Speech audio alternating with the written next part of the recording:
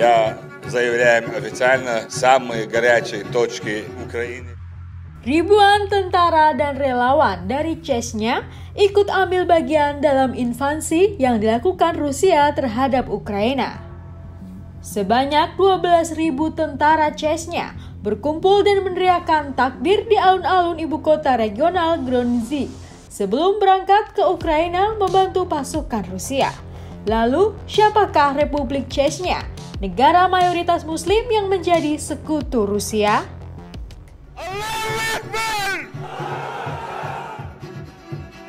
Chechnya merupakan negara republik otonom bagian dari Federasi Rusia.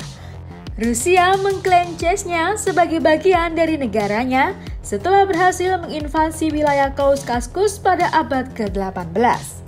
Sama seperti Rusia, mata uang Chechnya adalah rubel. 1 rubel setara dengan 200 rupiah. Chechnya terletak di bagian timur Kaukasus Utara yang berbatasan dengan Osetia Utara dan Ingushetia di bagian barat, Stavropol Krai di bagian utara, Dagestan di bagian timur, dan Georgia di bagian selatan.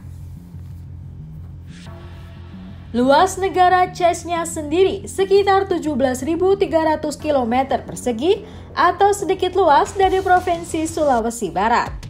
Sistem pemerintahan Chechnya adalah parlemen dan dipimpin oleh presiden yang dilantik oleh Presiden Rusia. Negara berpenduduk 1,5 juta jiwa ini, 95% warganya memeluk agama Islam.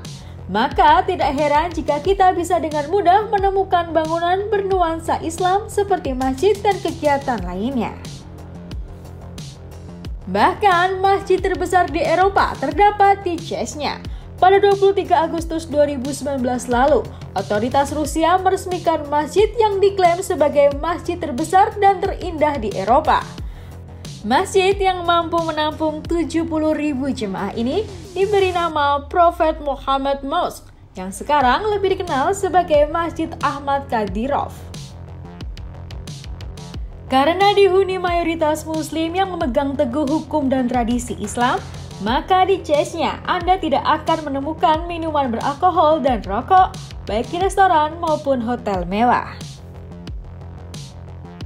Saat ini, Chechnya dipimpin oleh Ramzan Akhmadovich Kadyrov.